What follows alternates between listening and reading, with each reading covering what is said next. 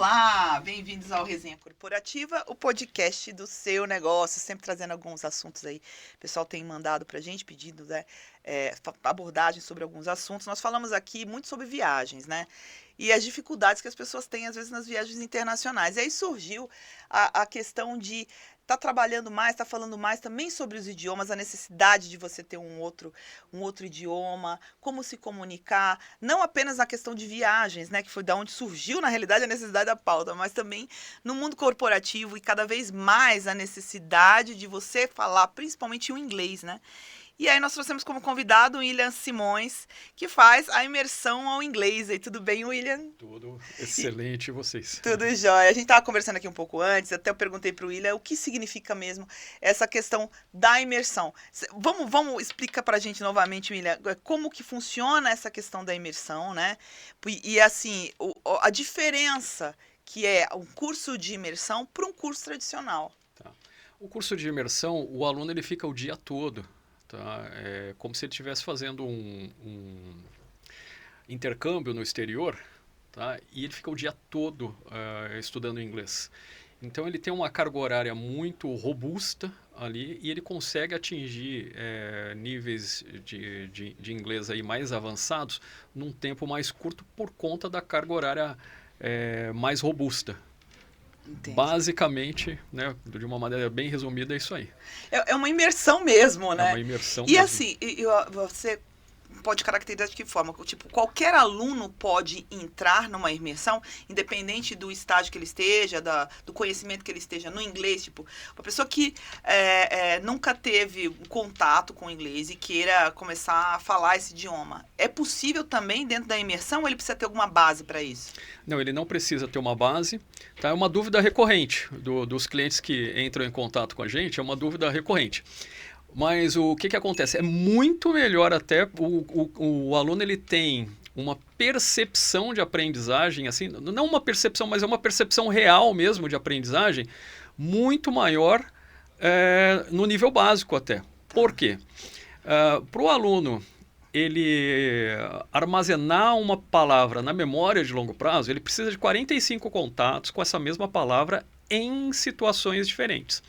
Né? Então não vale aquele método tabuada que a gente, né, os mais velhos aí aprenderam tabuada lá, né, né, vai repetindo até gravar. Né? Não é dessa forma, são em situações diferentes. E aí o que acontece? Se eu apresento ali para o aluno de nível básico um material com 100 palavras, dessas 100 palavras, 100 ele não conhece.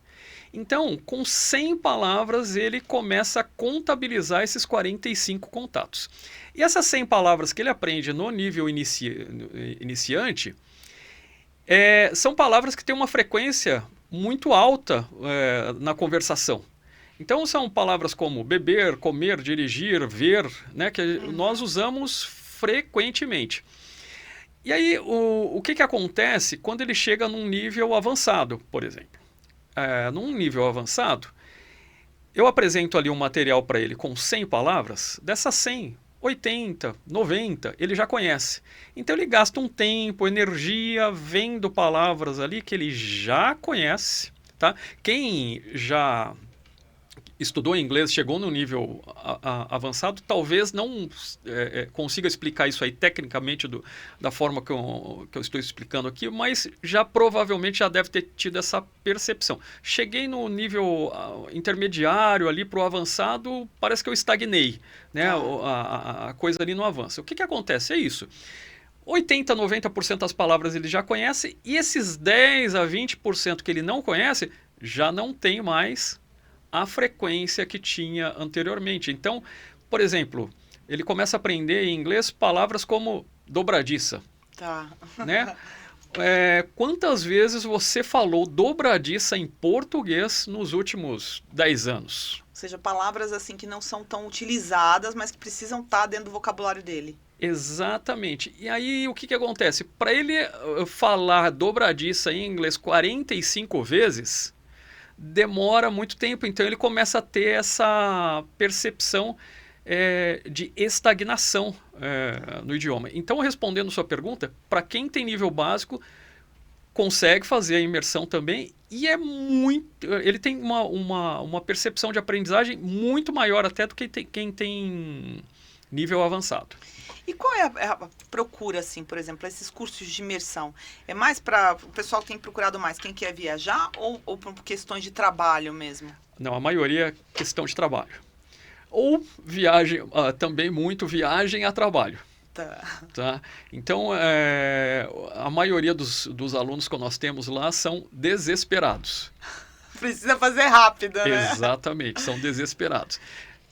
Tem alguns que estão muitos desempregados, assim, recentemente desempregados, e aí quando vão concorrer a alguma vaga, tem uma exigência do inglês. Tem uma exigência do inglês, ou aquele, assim, tem de tudo. Tem aquele também que está quase conseguindo uma promoção e a promoção exige que ele tenha inglês, então o chefe já está ali no cangote dele.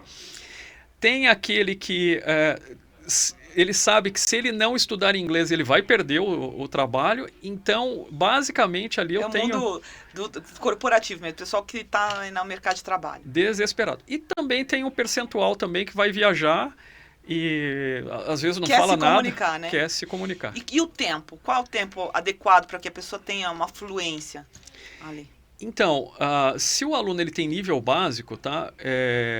O nível mínimo ali de fluência, para ele atingir o nível mínimo de fluência, e o que eu chamo de nível mínimo de fluência, e muita gente não pergunta, né? Mas o que é fluência? Que nível que eu chego? Como que é fluência? Fluência é fazer uma conversa fluir. Né? Então, para atingir esse nível mínimo ali, fazer uma conversa minimamente fluir, sem que ele tenha a necessidade de alguém traduzir a conversa para ele, ele precisa de, no mínimo, 200 horas. Tá? Então, não é em tempo, se é 2 anos, 3 anos, 6 meses, 1 mês. Ele precisa de, no mínimo, 200 horas estudando. Tá? É como um piloto, por exemplo, quando ele vai fazer um curso aí de piloto de avião, de helicóptero, ele precisa aquele mínimo de horas. E assim, por ser a imersão que você falou, é integral, né? O dia inteiro. Mais ou menos em quanto tempo eu consigo dividir essas 200 horas para eu falar assim, olha, vou fazer uma regularidade aí, vou pegar, estudar 2 vezes por semana o dia inteiro. Ou eu tenho que fazer todos, tipo, vou tirar férias para estudar inglês. Então, o pacote máximo que nós trabalhamos lá é de 1 mês, tá? Mas esse 1 mês, o nosso pacote máximo lá tem 160 horas, por exemplo. Mas aí você me pergunta, né? Mas você falou 200 horas, por que seu pacote máximo é de 160? Porque de 200 horas não é comercialmente viável. Por quê? Porque geralmente quem faz de 1 mês ou tira férias, ou é aquele desesperado que acabou de perder o emprego e está procurando outro. Então é muito difícil eu manter um aluno adulto, que 99% dos nossos alunos ali são adultos acima dos 35 anos. Como eu falei, desesperados ali para aprender inglês, e manter esse aluno estudando mais de 1 mês o dia todo. Ele precisa voltar a trabalhar, ele precisa voltar à atividade dele. Então, é um avanço que ele tem muito rapidamente nesse período curto aí de tempo. Bom, é isso, gente. Obrigada pela tua presença. Aprender um pouquinho, assim, sobre o que é imersão em inglês. Aí era novidade, essa daí eu não sabia que tinha essa modalidade. E é isso. Obrigada, viu, William? William, tá certo. Eu já falei assim, será que eu tô trocando os nomes de novo? Hoje eu tô terrível. Já troquei o nome de todo mundo aqui. Mas vamos lá, gente. Ficamos por aqui com a nossa resenha corporativa.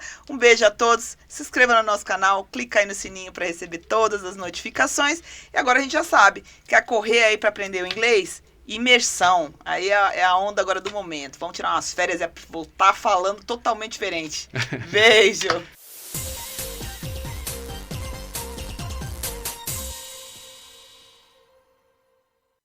Olá, estamos de volta com Resenha Corporativa, o podcast do seu negócio.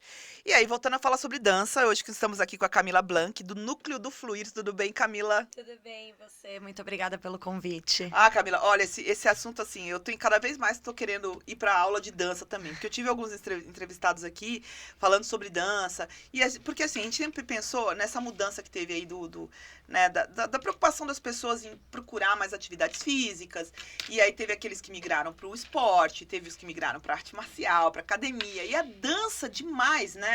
Como que as pessoas voltaram a querer dançar, e assim, até o jazz, no seu caso, vocês são especialistas no lyrical jazz, né? Vai explicar pra gente o que é isso.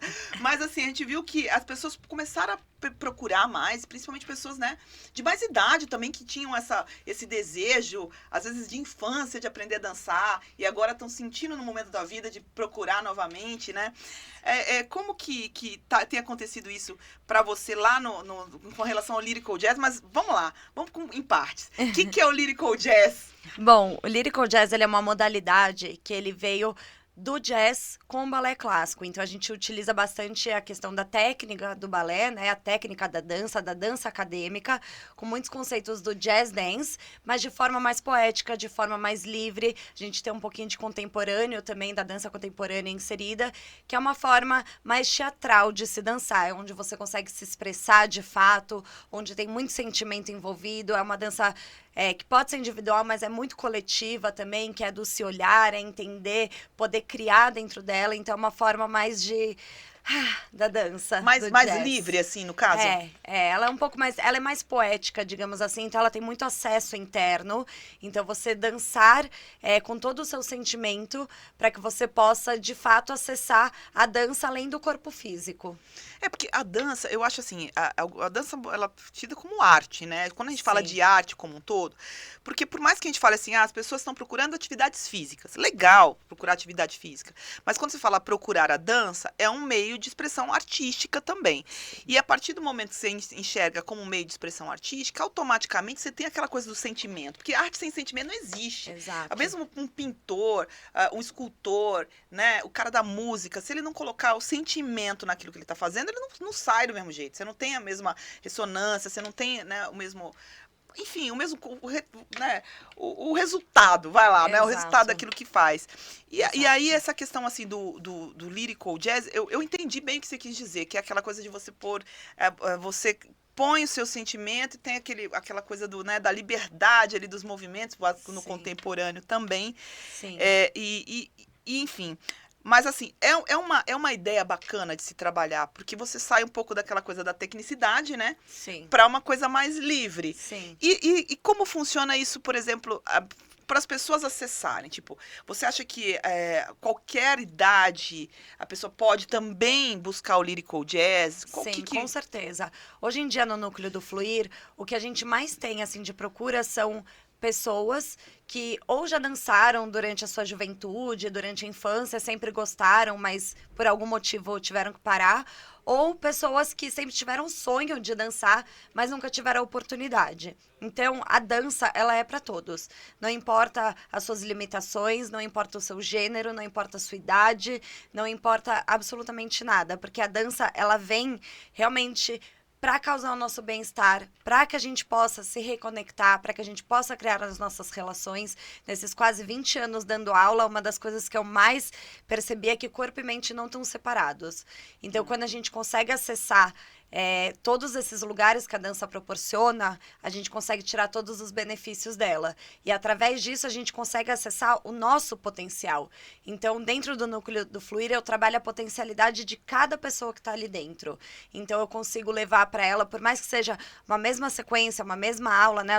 A nossa estrutura de aula, ela traz técnica, ela traz consciência corporal, ela traz condicionamento, fortalecimento, mas na hora de sequência, de dança, é respeitar o corpo de cada aluno, é respeitar o que cada um tem de melhor em si e conseguir evoluir esse lugar que cada um tem de único. Então, a gente respeitar a particularidade de cada um desses corpos, lidar com as pessoas que estão ali dentro, porque não são só os corpos dançantes, são as mentes dançantes que estão nos procurando por algum motivo.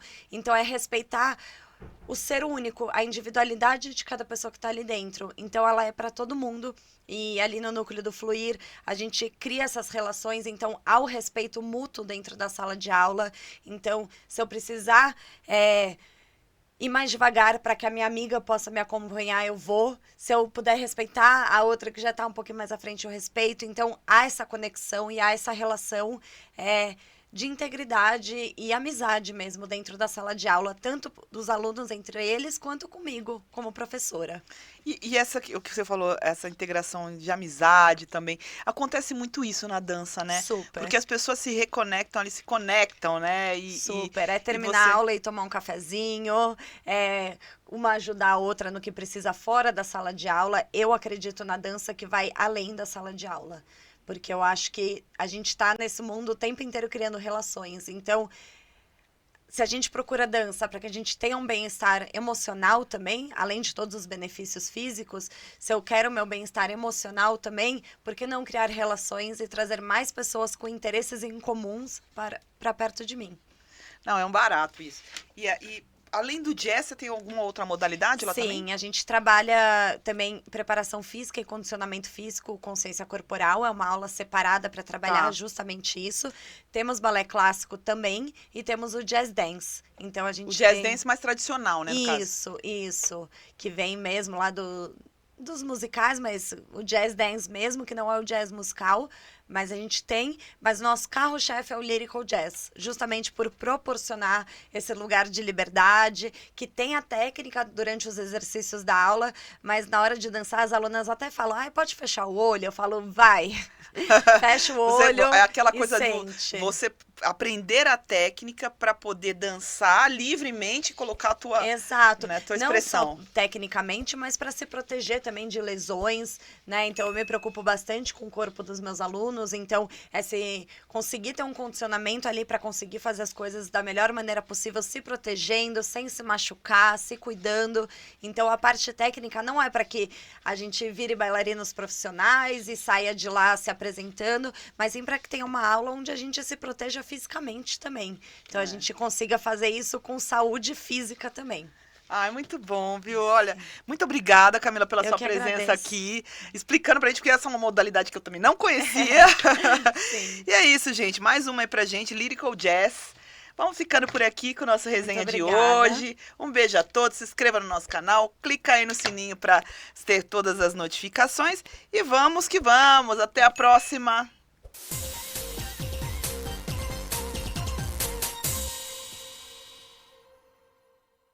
Fala, galera! Voltamos aqui com Resenha Corporativa, o podcast do seu negócio, e a gente voltando a falar sobre a questão de marketing digital, sobre as inovações aí, né? E hoje nós trouxemos aqui como convidada a Raquel Fonteles, que é professora universitária, inclusive especialista aí na área, conhece muito do varejo, né, Raquel, também, enfim.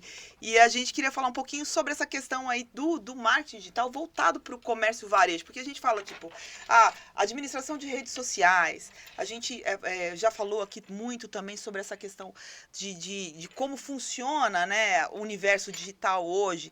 Mas eu acho assim, o varejo, ele tem as suas diferenças, né?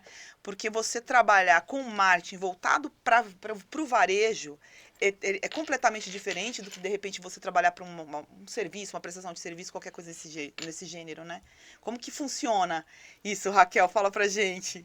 Bom, primeiro gostaria de dizer que é uma honra estar aqui, poder compartilhar um pouco, né, dessa expertise, e eu poderia citar diversos cases aqui e colocar como exemplo, né? Bom, o marketing digital, eu acho que as pessoas começaram a ter essa noção de que ele é essencial, principalmente depois da pandemia, porque infelizmente muitos comércios ruíram, né? Então, a gente tem aí, hoje, como uma necessidade de manter uma presença digital. Só que muitas pessoas, principalmente o pequeno empreendedor, vamos colocar assim, porque todo mundo começa de algum ponto, né? Não sabe muito como proceder. Porque se eu falo, por exemplo, de uma exposição no ambiente digital de uma figura pessoal, de uma pessoa, né, uma pessoa física, se eu comparar para uma pessoa jurídica, uma empresa, é completamente diferente. Eu não posso, lá no meu Instagram pessoal, eu vou, por exemplo, faço um post do céu azul, sempre falo isso, falo, oi, bom dia, o céu hoje está lindo. Eu estou falando nada com nada, mas eu estou expressando o que eu estou sentindo ali. É diferente de quando eu vou apresentar um produto.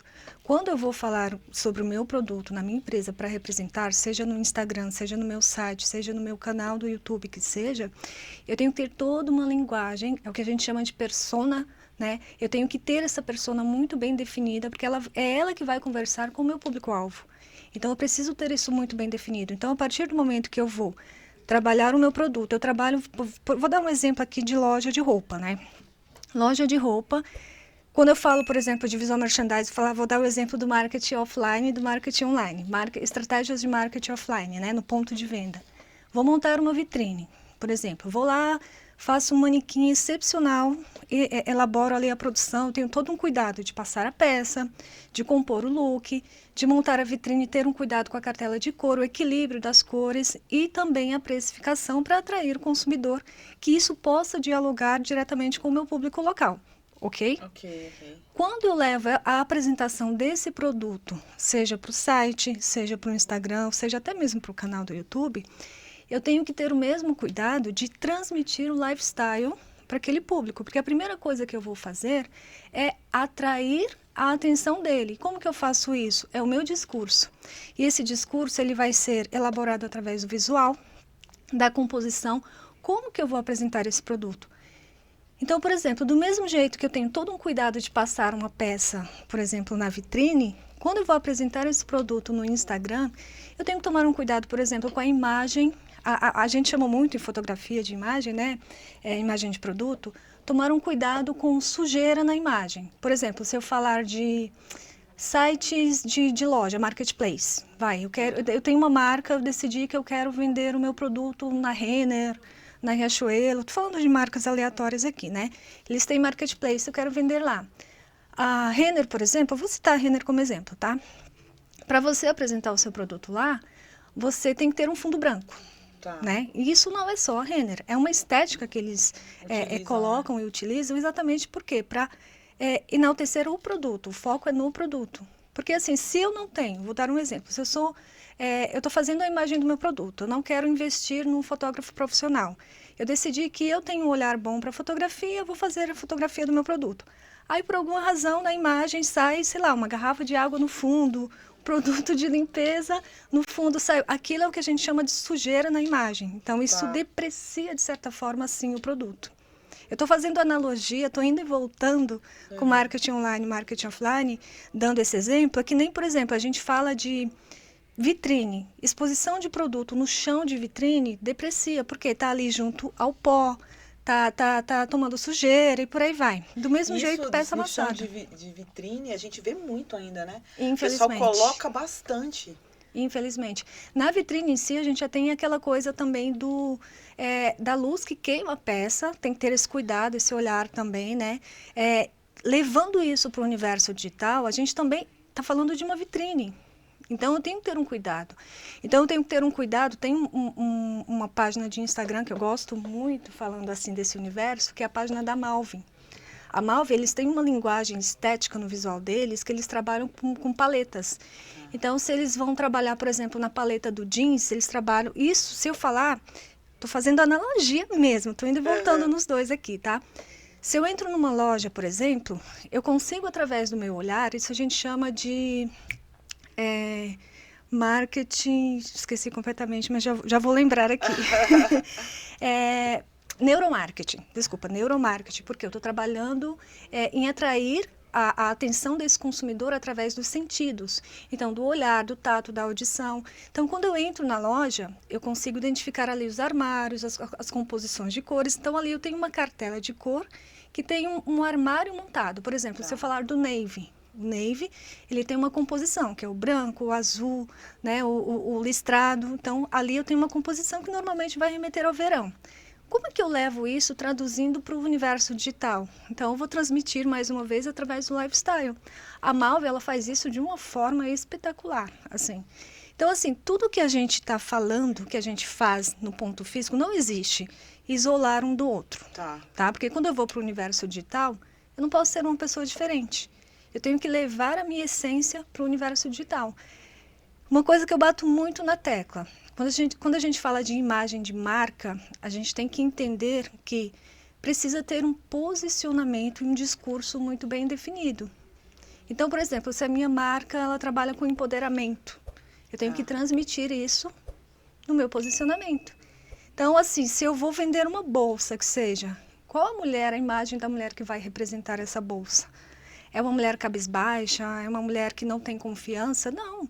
Eu estou transmitindo na vitrine, falando marketing offline, uma manequim completamente empoderada, que quando uma cliente passa na frente da loja, ela olha e os olhos dela enchem. Ela fala, quer ser aquela nossa, pessoa, né? Transmite, eu quero aquilo. Do mesmo jeito, no universo digital. Quando ela olha o Instagram, seja um Reels, seja um post de feed, ela olha e fala, nossa, que bolsa linda, nossa, essa proposta é incrível. Estou precisando disso para o meu dia a dia e por aí vai. Então, naquele momento, ela já não vê mais preço. Tá. Porque o trabalho de marketing ali foi feito de uma forma, essas ações de neuromarketing, quando elas são muito bem trabalhadas, muito bem aplicadas, nossa, ela tem assim, um efeito crucial no consumidor. Ou seja, na realidade, quem trabalha com varejo tem que ter esse cuidado, né? Tem. Porque é o que você falou, não tem mais o valor da peça especificamente, mas ali é tão bem montado que ela acaba tendo uma outra valorização, a pessoa sente o desejo de ter e sentindo o desejo de ter, ela vai querer comprar independente do valor que está ali, às vezes, né? Exatamente. Então tem essas diferenças, né? De fazer uma boa vitrine, mas também traduzir isso para uma boa imagem, né? No Exatamente. digital. Não, é um barato, gente. Você vê que essa coisa toda do marketing digital, hoje em dia a gente não tem mais tanto aquele marketing que era antigamente, né?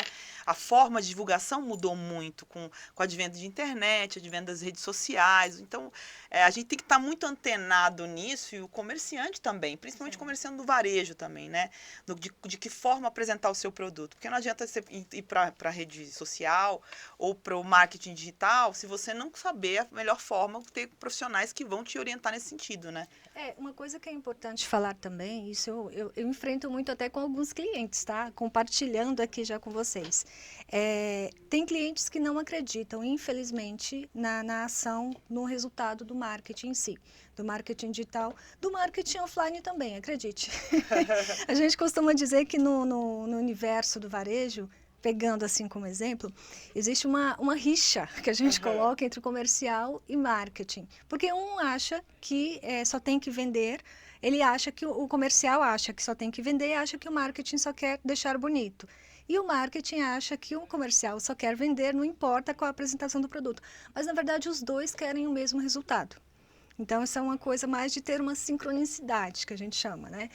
O que eu acho interessante é o seguinte: trabalhar essas ações em conjunto é extremamente importante, porque precisa ter esse apoio mútuo. Isso é o primeiro ponto.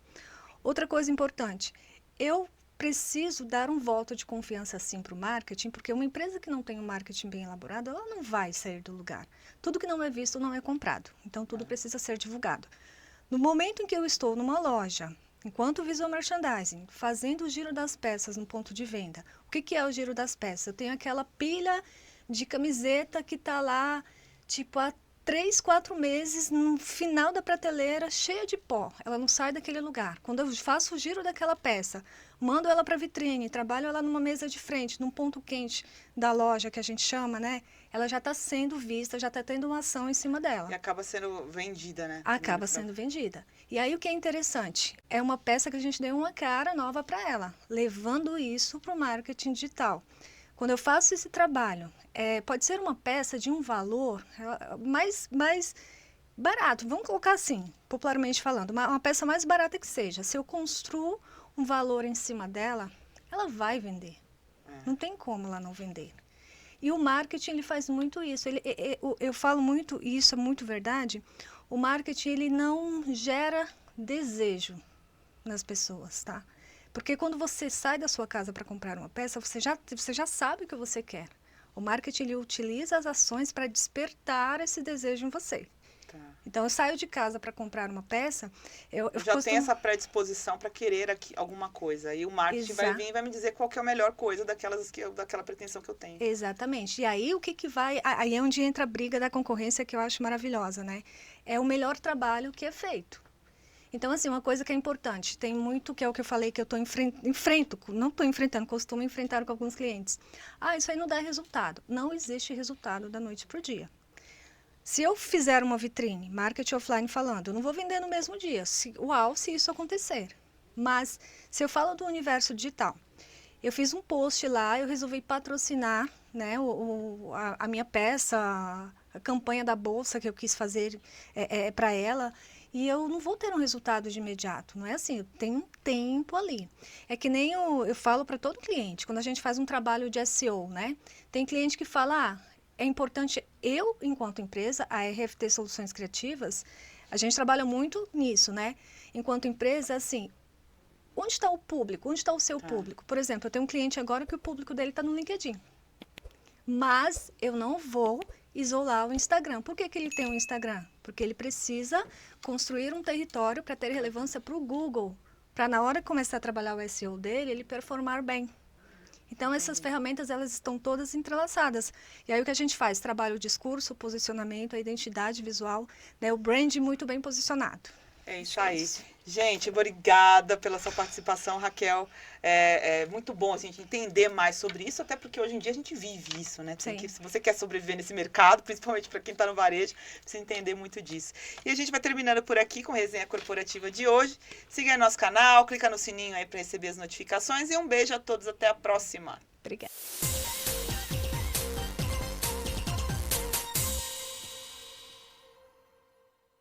Olá, voltamos com Resenha Corporativa, o podcast do seu negócio. Estamos aqui hoje com uma convidada, que é a Tairine Tanaka. Não, gente, Tanaka todo mundo fala. Eu tenho um problema sério com o nome, sabe? Meus convidados chegam aqui, acho que é tanta gente que passa aqui no Resenha, e aí eu troco o nome. Quando tem 2 convidados, eu troco o nome. Eu falo, gente do céu, isso é DNA, problema de DNA, né? A gente costuma dizer. É um nome difícil, né? Porque Tairine é indígena, então... mas é um nome bonito, é um nome diferente, né? né? Diferente.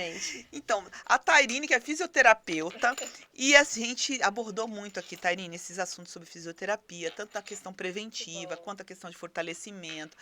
As pessoas antigamente, né, pensavam na fisioterapia só como uma correção, ou na realidade um pós-operatório, acidente, tem que fazer fisioterapeuta, tive uma lesão, tem que fazer fisioterapia.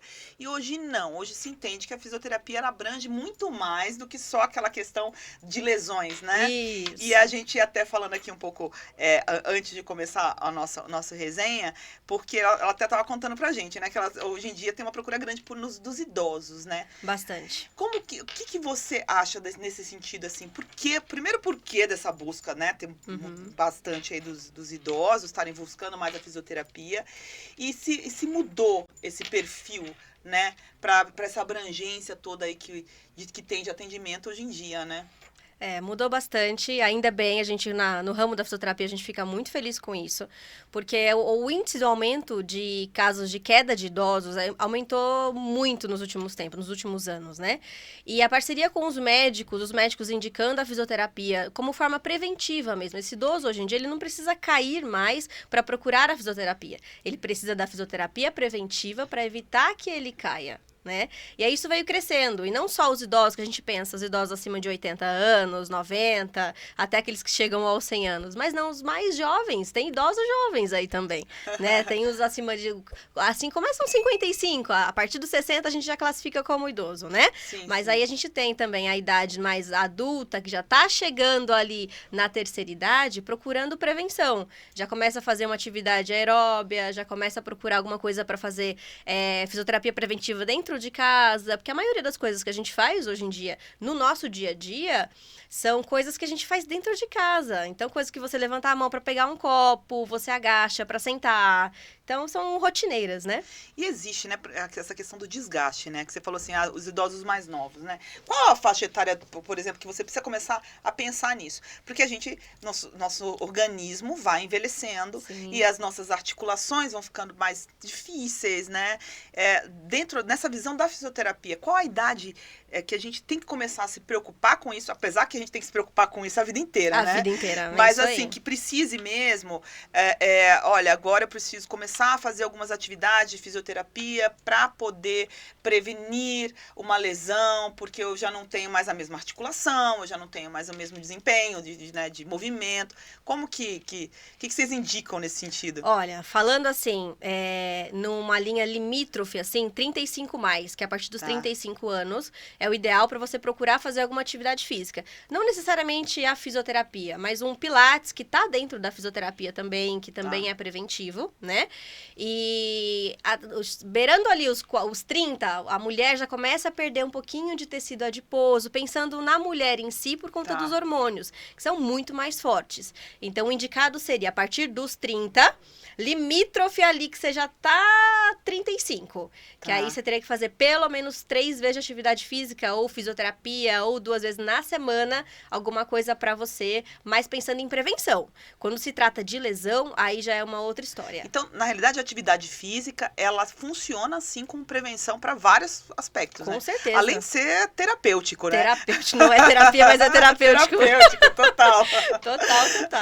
É porque você fala, pô, a partir dos 30, e é fato, a questão da mulher é muito diferente. Muito. E assim, viu os homens ficam reclamando, às vezes, da mulher, mas, poxa, a gente tem uma carga de hormônio muito maior. Muito e maior. por isso a gente tem uma série de outros problemas muito mais cedo, né? Do Uma que rotina o corpo intensa masculino. muito mais cedo. Ainda mais quando a gente fala em trabalho, em família, muitas mulheres hoje sai do trabalho, né, e vai pra casa cuidar da família. Então você tem a casa também, né? Você tem a família. Muitas delas têm crianças em casa. A gente sabe quanto isso consome, né? E aí tem que cuidar um pouquinho, olhar pra si e cuidar um pouquinho da gente. Não, e essa questão de fazer um exercício depois dos 30, 35. Agora pensando aqui, realmente, eu acho que a visão das pessoas com relação à fisioterapia e ao cuidado com si, né, mudou bastante. Porque você vê, por exemplo, mesmo no universo das academias, tendo uma busca maior dessa geração. Não é só aquela coisa dos novinhos e as novinhas que vão lá para ganhar massa muscular, para ficar marombado. Não, você começa a observar uma frequência maior de pessoas aí na vida adulta, mais adulta, mais adulta.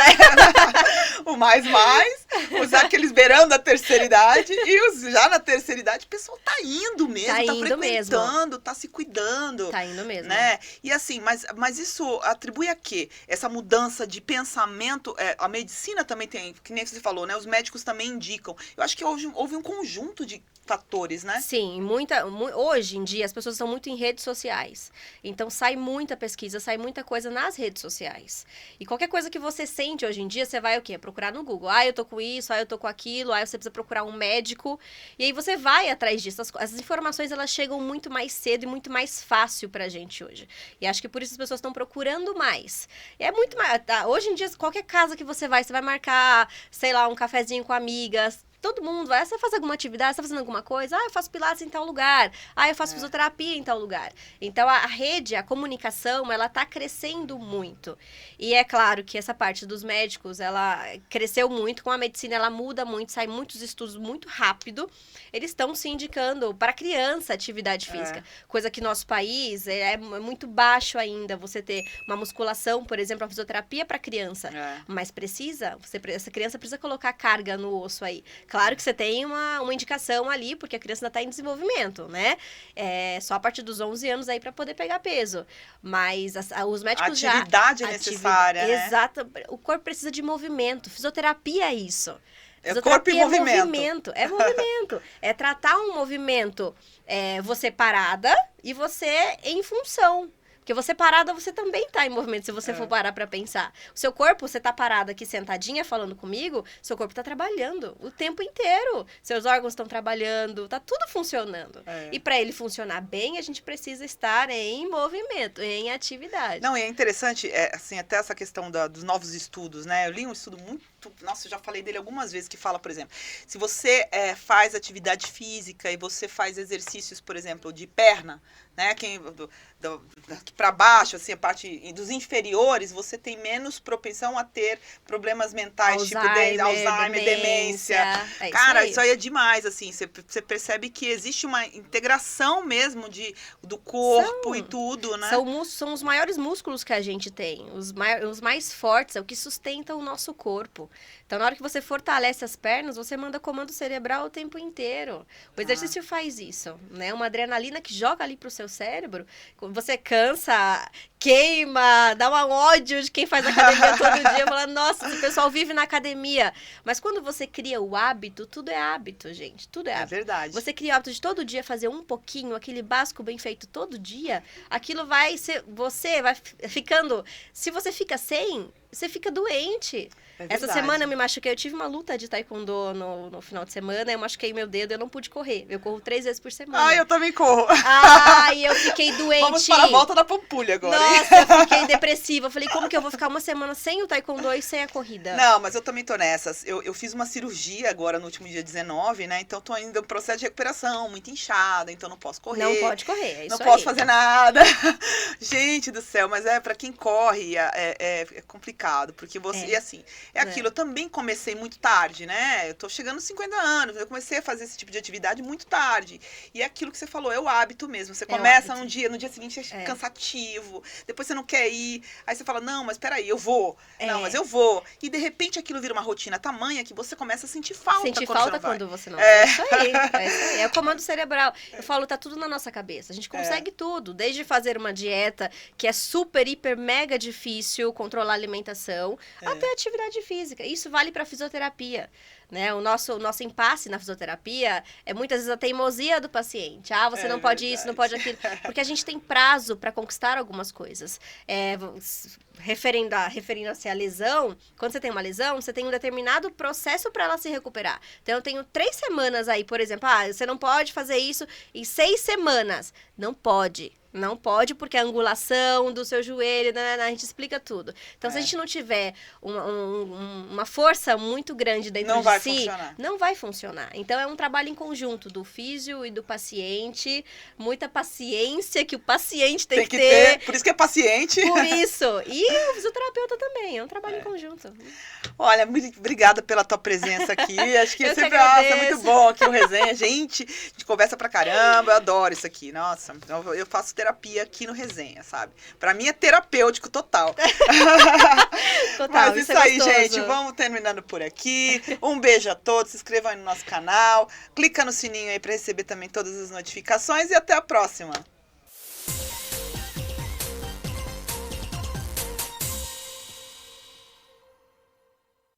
Olá, estamos de volta aqui com Resenha Corporativa, o podcast do seu negócio. Voltando aqui ao tema sobre idiomas, né? Necessidade hoje que as pessoas têm de aprender, principalmente o inglês, né? Cada vez mais o mercado exigente, o mercado de trabalho mais exigente. E hoje nós temos aqui como convidada a Érica Schincarioli. Beer? No!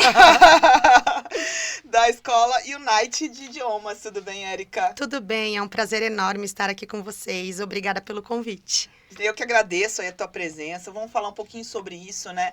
Porque no passado, a gente tinha aquela coisa das escolas mais tradicionais.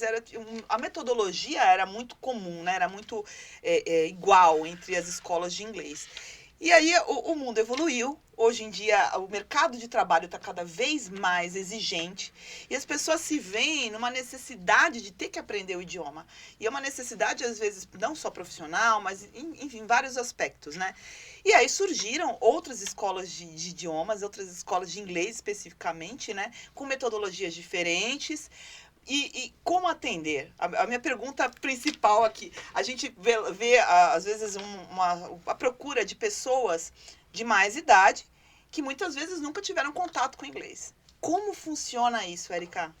Olha, na verdade, o inglês, ele abriu muitas portas para o mercado corporativo.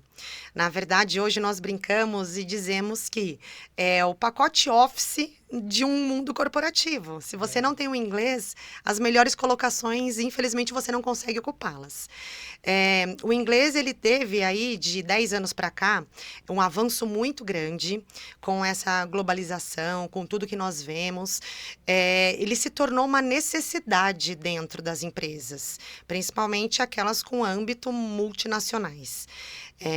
Nós chegamos a atender, nós temos o nosso braço corporate, que são as empresas às quais nós ministramos aulas dentro da empresa e até online, porque hoje a United Jardins, ela é uma unidade do bairro Jardins, porém ela atende o Brasil inteiro.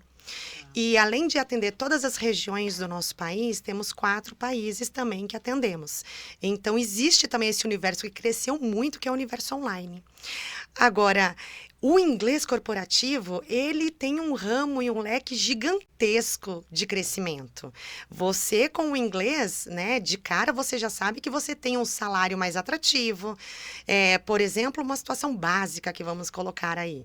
Uma secretária bilíngue, ela é diferente de uma recepcionista. Até a nomenclatura do mesmo cargo, para as mesmas funções, você tendo o inglês, você tendo a segunda língua, existe uma colocação diferente e o salário chega a dobrar, em certas empresas até triplicar. Então, o inglês para o mercado de trabalho hoje é uma situação fundamental e, incrivelmente, os nossos brasileiros falam muito pouco. É verdade. Olha, hoje nós temos aí 5% da população brasileira que falam inglês, porém, quem tem a fluência do idioma inglês, apenas 1%. É um nicho muito pequeno. E existe assim, todo mundo pode aprender, porque eu te digo por mim, tá? Uma questão pessoal. Eu sempre achei que eu tinha bloqueio para inglês. Então, assim, vou falar um espanhol, um outro idioma, legal, mas assim, chega no inglês, me parece um bloqueio absurdo. E no meu caso, eu lembro da minha infância, da minha adolescência, tinha aquelas escolas físicas, CCN, não sei o que e tal. Enfim, eu passei por todas. Você não tá entendendo? Passei por todas. Eu nunca consegui sair do Basic One. Olha, na verdade, hoje é exatamente isso que você relatou. Esse cenário aconteceu, acho que na infância de todos nós, né? E a mãe meio que empurrava pra gente poder fazer os cursos, necessário. né? Então, hoje, na verdade, mudou totalmente o formato. Por exemplo, a United Idiomas, ela tem 18 meses de curso. Ela é focado para o quê? Para conversação. Então, hoje, o pessoal, ele tá numa velocidade que ele precisa do inglês. Ele precisa participar de uma live, ele precisa participar de uma conference, ele precisa participar de uma reunião. E ele, às vezes, por muitas vezes, grandes empresas até deixam de levar o colaborador para um outro país ou para um outro estado e faz ali um invite e faz ali toda uma reunião em inglês. Então, as pessoas, elas têm que estar preparadas. Antigamente, tinha essas escolas tradicionais que era uma preguiça. Por quê? Ninguém gostava, porque, assim, a extensão de 4 anos é um tempo muito grande, é praticamente uma faculdade de 4 anos. E o que acontece? Nós tínhamos esse trauma porque eram muitos verbos. E daí a gente tinha que decorar aqueles verbos e não paravam. A metodologia, né? Totalmente. Acho que não ajudava até incentivar que a pessoa fosse estudar e... Enfim. Era tudo muito difícil, porque a gente tinha, primeiro, inseria-se os verbos. E depois, por último, no finalmente, aprendia-se falar. E hoje, a metodologia foi inversa. Como o mercado, e ainda bem, porque o mercado de trabalho full-time, ele pede essa necessidade. É uma situação que exige hoje. Então, focar em conversação é como se você tivesse, por exemplo, alfabetizando uma criança. Então, como que a criança aprende a falar a primeira frase? Não é tendo uma lista de verbos. É a mãe enfatizando, não mexe aqui, olha a cadeira ali, olha, cuidado, vamos pegar o prato. Muito obrigado. Então, a gente insere as frases na cabecinha da criança e desta mesma forma, a gente tende a fazer o quê? Essa metodologia voltada no diálogo inicialmente. Então, primeiramente, você vai aprender a falar de forma que não vai ser impecável e não vai ser com a conjugação verbal correta. Só que num segundo momento a gente alinha a conjugação correta. Porque o importante hoje é você saber dar esse passo, a comunicação. Começar a se comunicar, E exatamente, como a maioria do mundo corporativo busca isso, e essa metodologia atende por um único motivo. Ele não demora tanto tempo. Em poucos meses, ele já começa a ter essa conversation, essa situação que ele se solta, quebra aqueles paradigmas e ele também automaticamente se motiva com uma metodologia voltada para uma situação mais atrativa que é a conversação. Não, o que você falou do se motivar é bem isso mesmo, porque quando você entra lá atrás, né, na nossa infância, aquele curso de inglês tradicional, você não vê a hora de começar a querer conversar. E assim, a falta do conversar, do conseguir, mesmo que esteja errado, mas você ter algum tipo de conversação ali, te desanima. Então, assim, essa mudança de metodologia, e assim, o que você falou eu achei brilhante, assim, você não precisa falar certo, né? Exato. Mas você tá ali se comunicando, depois vai fazer as correções. Exato. Então a pessoa começa a se sentir mais confiante. Puxa, eu já consigo falar alguma coisa, já consigo, né? E aí, isso tudo acho que ajuda muito no aprendizado também, Com né? certeza. E para as grandes empresas hoje, o que eles querem, na verdade? Eles estão tentando minimizar o custo de contratar aquele profissional que ele já está preparado e ele prefere contratar uma pessoa a qual, de repente, tem um nível mediano de inglês e a empresa investe no inglês daquele colaborador. Profissional. Exatamente. E, então, ele investe. Agora, se você chega preparado naquele nível, que já é um nível ali de C1, para uma entrevista de trabalho, você pode ter certeza que daí você já Deslancha, né? deslancha e você já eliminou aí centenas de candidatos. Então, estar preparado, estar com o inglês, hoje não é uma questão de luxo. Antigamente era, né? As pessoas que tinham condições financeiras falavam fluente. Hoje virou uma necessidade. E é muito gostoso você ver essa evolução do aluno. Aquele aluno que entra naquela situação beginner, que não tem conhecimento algum, não tem noção nenhuma, e ele vai ao longo dos meses ganhando aquela segurança, ganhando aquelas estruturas todas, e na hora que ele deslancha, é uma felicidade na equipe, com a equipe de professores, com a escola inteira, porque também é o nosso sonho, né? Exatamente. O nosso objetivo é destravá-los. É isso aí, gente. Vamos mudar esse cenário aí, né? 1% de brasileiros falam fluente é muito pouco, né? Vamos começar a procurar aí, né? Melhorar e estar mais preparado para o mercado de trabalho, aprender um novo idioma, eu acho que é sensacional. E é isso, obrigada pela sua presença, viu, Érica? Aqui no Resenha. Eu que agradeço. Parabéns aí pela escola, acho que é muito legal essa metodologia, essa forma de trabalhar, é necessária, né? Porque a gente, travado, que nem eu lá, travado com traumas. Agora nós iremos te destravar. Uou, não, gente, porque tá difícil. Tava contando pra ela que, antes da gente começar o Resenha, que a gente foi fazer a cobertura de um evento da NFL lá e eu passei vergonha, porque só gringo, só americano. Imagina o meu inglês. Melhor ficar por aqui mesmo. Da próxima vez nós iremos prepará-la e você vai se sentir orgulhosa. Na próxima edição estarei lá, hein? Gente, obrigada. Vamos terminando aqui. Se inscreva no nosso canal, clica aí no sininho para todas as notificações. Um beijo a todos e até a próxima. Muito obrigada.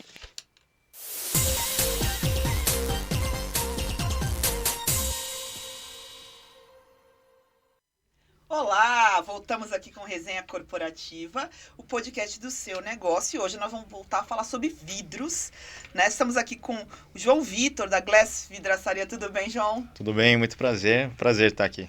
João, me diga uma coisa. A gente já falou até sobre vidro aqui no Resenha, porque nós começamos a analisar essa questão das tecnologias envolvendo a construção, envolvendo a parte também de decoração. E o vidro, ele saiu daquela utilidade que a gente falava em vidro, por exemplo, a gente pensava em quê? Janela, aquela coisa mais simples, né? Mais comum. E hoje você tem aí a utilização do vidro para vários segmentos. Sim. Tanto na questão também de segurança, mas na questão também de decoração. Perfeito. E assim, esse... aí que tá. E é você o especialista. Fale o especialista. O que mudou, na realidade, na composição? O que é isso? Como é que teve essa evolução? É a composição? É o tipo de trabalho com vidro?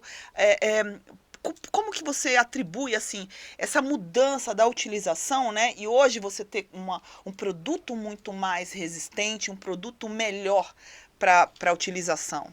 Perfeito. Não, você está coberto de razão. Antigamente usava-se o vidro mais como necessidade, né? Então é justamente janela de vidro, portinha com aquele vidro canelado, bem antigo, né? Nossa, o canelado e tinha aqueles que eram bolinhas também, né? Tinha os bolinhas. Esse não tem mais. O canelado ainda acha em alguns lugares. Então prendia-se o vidro com massa, ainda era um negócio bem assim de necessidade mesmo. Hoje usa-se muito o vidro como decoração, né? Está sendo muito agregado em obra as peças de vidro temperado temperado, principalmente que usava-se menos. Antigamente era muito vidro comum, 4 milímetros, 6 milímetros. Era difícil usar vidro de 8 milímetros antigamente. Então era muito essas janelas tradicional, com esquadria de ferro, aliás. Antigamente nem se usava alumínio para envolver os vidros, né? Usava-se... Não, você falou tudo. Era de ferro e tinha aquela massinha, né? Que Exato. aquilo ali ia secando com o tempo. Aquilo ali é o terror do vidraceiro. Quando alguém liga, nossa, eu preciso fazer uma manutenção aqui na minha janela, na minha porta. Aí chega lá e aquele vidro canelado com aquela massinha. Nossa, aquilo ali é terrível. Porque hoje tá moderno, né? A gente pega a borrachinha lá, vai encaixando com a chavinha de fenda e tudo se resolve. Você sabe que eu tenho um certo trauma. Eu tenho uma cicatrizinha no dedo aqui por conta dessas janelas caneladas com massinha. Porque eu fui em um determinado lugar para uma reunião, inclusive, e aí no que eu pus a mão na porta, assim, para poder empurrar, aquele vidro, aquela massinha estava seca e o vidro soltou e entrou no meu dedo. Nossa. Então, assim, eu acho que hoje não acontece mais, né? Acontece com a gente, vidraceiro. Com o cliente não acontece mais. Se tem uma cicatriz, eu tenho várias, né? Acontece, sim, durante a instalação. Hoje o vidro está muito mais seguro, né? As instalações estão mais seguras, as ferragens estão mais seguras. Então, no geral, está tudo muito mais seguro. Mas, vez ou outra, assim, acontecer com o cliente é raríssimo, raríssimo. Às vezes acontece por falta de manutenção, né? Eu sempre falo para os clientes que a maior motivo de quebra de porta de box, de uns tempos para cá, a gente está vendo muita notícia, né? Inclusive dos famosos, nossa, minha filha estava tomando banho, a porta do box estourou sozinha, ou até teve casos de cliente meu de madrugada, falou, nossa, eu estava dormindo, puf, estourou a porta do box. Isso acontece por falta de manutenção, né? Preventiva, trocar o parzinho de roldanas. Mas assim, vamos lá, essa questão assim, até porque teve mesmo, até essa virou notícia, né? Esse negócio de estourar a porta do box. Como que ela estoura sozinha? Ela tem que cair, tipo, a rodana desgastar, ela tem que ter sei lá, um impacto ali para ela quebrar, ou ela pode, de repente, até por um outro fator, ela estourar sozinha? Ela estourar sozinha por um outro fator é muito difícil, assim, porque para fazer porta de box, obrigatoriamente deve ser vidro temperado, isso é a norma da ABNT, né? Então, para ela estourar assim sozinha, sem defeito de roldana, isso pode acontecer por uma falha no processo de têmpera, mas isso é raríssimo de acontecer, é muito, muito raro. Então, respondendo à questão de como que ela quebra sozinha, é que assim, o que segura o box, ou a porta do box, por exemplo, ou porta de vidro, é o mesmo tipo de sistema, né? São duas roldanas que são presas na parte superior do trilho, e essa roldana, ela tem um rolamento dentro dela, né? Algumas roldanas de qualidade inferior, elas não têm um rolamento, então é só um pedacinho de plástico, assim, um nylon que ele fica centralizado por um pino, um rebite metálico, né? Então, assim, como que quebra a porta do box? Essa roldana, ela vai se desgastando com o uso, normal, né? Tudo se desgasta com o uso, e daí ela começa a rachar. Ela faz uma rachadurinha. Nesse momento que ela faz a rachadurinha, é o momento que a porta do box ela começa a dar uma... Nossa, mas eu tô abrindo, tá dando uma pegadinha ali, é a roldana que rachou. Aí ela fica meio dura, a porta. Ela não ficou dura ainda. Mas ela fica, tipo, ela não corre normal. Parece... Eu tô fazendo uma consulta aqui, já perceberam, né? Tipo, ela não corre normal. Eu acho que você tá com a porta do seu box precisando de uma manutenção. Eu tô achando que sim. Mas, poxa, mas aí que tá. Eu acho que eu não fiz o meu box na pessoa correta. Porque o meu box é novo. Entendeu? Não tem 7 meses que foi colocado lá. Mas, assim, de fato, ele corria bem. Agora, ele dá aquela... Parece que você tem que fazer uma forcinha, sabe? Dá uma... Sim. Tá como se tivesse alguma coisa pegando mesmo. Tem que ficar de olho. Porque, assim, quando ele começa a pegar, tipo, tá dando pulinho a porta, parece. É porque a roldana trincou. Quando a porta começar a emperrar, é porque esse trinco da roldana, ele já abriu. E aí, eu recomendo, quando chega nesse ponto, às vezes o cliente liga, consegue ligar antes da porta quebrar, fala assim, nossa, a porta do meu box aqui tá travando, resolvi não mexer. Eu falo, não mexa, e a gente precisa trocar esse par de roldana para poder conservar a tua porta. Mas como que quebra, né? Nesse momento em que ela trava, que essa roldana ela quebrou, ela rachou e a rachadura ela abriu. Se a pessoa forçar a porta, aí o nylon que envolve o rolamento, ele vai quebrar de fato. No momento em que esse nylon quebrar, o impacto da roldana com o trilho, ele vai fazer com que a porta estoure. E o vidro temperado, ele se né, espalha em milhares de pedacinhos, Isso, né? vários pedacinhos. Assim, ele não é um vidro extremamente cortante, né? Por exemplo, se estourar um vidro temperado, são aqueles milhares de caquinhos, né? Dá até para pegar, eu falo que dá para pegar um punhado na mão. Só que assim, o impacto desses caquinhos caindo no corpo, isso machuca. Até porque ele vai bater no chão, vai voar, e vai ter um Exatamente, outro impacto, né? exatamente. Então já tive alguns cortes assim meio que profundos por conta de instalação, mas isso não é problema do produto, né? É problema, às vezes, assim, a gente é humano, a gente erra, né? Então, às vezes, fazendo uma instalação de box até o teto, eu tenho uma bem grande aqui, uma cicatriz no braço, que eu estava instalando um box, no momento de regular ali a folha fixa, ele caiu, despedaçou inteirinho, caiu de lá do teto para baixo, e aí esse vidro que mesmo sendo vidro seguro e não tão cortante como um vidro comum, por exemplo, daí nesse impacto em que ele pega no corpo, ele acaba machucando. Entendi. Nossa, então, na realidade, a gente precisa entender que hoje o vidro é muito utilizado, inclusive para fins decorativos, não só como necessidade, Perfeito. né? Mas tem que ter uma manutenção. Com certeza, Né? tem que ter uma Não manutenção. adianta colocar e achar que aquilo ali parou naquilo ali. Tanto janela, tudo que, principalmente roldana, né? Perfeito. Janela, aquelas janelas de vidro, Perfeito. box. Eu já sei aqui que eu vou precisar fazer a minha manutenção urgente. Chame que a agora eu Vitor fiquei Glass. a Vitor Glass já vai lá em casa, porque agora eu já fiquei preocupada. Eu falei, nossa, eu acho que... E aí ele falou assim, é melhor não mexer. Eu falo pro cliente, não mexer. Então já vi que agora eu vou tomar meu banho com a porta de box aberta para poder não cair o meu vidro e me cortar, né? Não vou fazer isso. Acontece. Mas de fato eu tô com esse problema. Ele dá uma emperrada. Tem que dar uma olhadinha, assim. Se estiver emperrando, é legal não forçar. Se tá vendo que tá num limite ali, o ideal é não forçar para não quebrar a porta. E é isso, gente. Vidro é muito bom, é muito bonito esteticamente, mas assim como qualquer outro tipo de instalação, precisa de manutenção e a gente precisa começar a se acostumar e precisa começar a entender, creio que seja essa a colocação melhor, que tudo precisa de uma manutenção preventiva. Sim, né? Justamente, é manutenção preventiva. É igual o carro, né? O ideal para o carro manter um bom funcionamento é fazer as revisões ali, periódicas, porque assim, se você espera o carro quebrar, às vezes não dá nada, mas às vezes pode gerar um problema mais grave. No caso de um box ou de uma porta de vidro, o problema mais grave é estourar, pode acabar machucando alguém. É que o brasileiro não tem esse costume, mas a gente vai começar a ter. Gente, obrigada pela sua participação. Muito obrigado. Sucesso lá na sua loja também. Vou lhe procurar para resolver o meu box. Vamos lá. Tá? E vamos ficando por aqui com resenha corporativa de hoje. Se inscreva no nosso canal, clica aí no sininho para acompanhar todas as notificações e até a próxima. Muito obrigado.